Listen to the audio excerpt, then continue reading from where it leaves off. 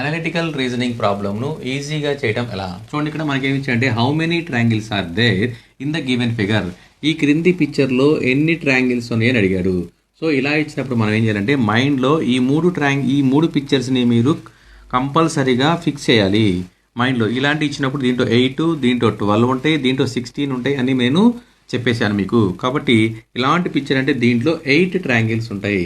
మనకి కంటికి కనబడకుండా దీంట్లో 8 ఉంటాయి, దీంట్లో +8 ఇంకో ట్రయాంగిల్స్ ఉంటాయి. ఈ రెండు ట్రయాంగిల్స్ కలవడం వల్ల, ఈ రెండు పిక్చర్లు కలవడం వల్ల మనకి చూడండి, ఈ రెండు పిక్చర్లు కలవడం వల్ల పెద్ద ట్రయాంగిల్స్ 2 ఏర్పడుతుంది కదా, 1+2 పెద్ద ట్రయాంగిల్స్ ఇంకో 2 ఏర్పడతాయి. సో దీంట్లో 8 ప్లస్ దీంట్లో 8+2 అనేది ఏంటంటే పెద్ద ట్రయాంగిల్స్. ఇగో చూడండి, ఒకసారి చూపిస్తున్నాను, ఇది పెద్ద ట్రయాంగిల్స్. ఈ రెండు కలవడం వల్ల సో కాబట్టి మొత్తము 18 ట్రయాంగిల్స్ ఉంటాయి దీంట్లో. సో ఆప్షన్ బి మనకి కంటికి కనబడకుండా దీంట్లో ఉన్న ట్రయాంగిల్స్ని ఈజీగా గుర్తించాలంటే ఇదే ప్రాసెస్. ఓకేనా?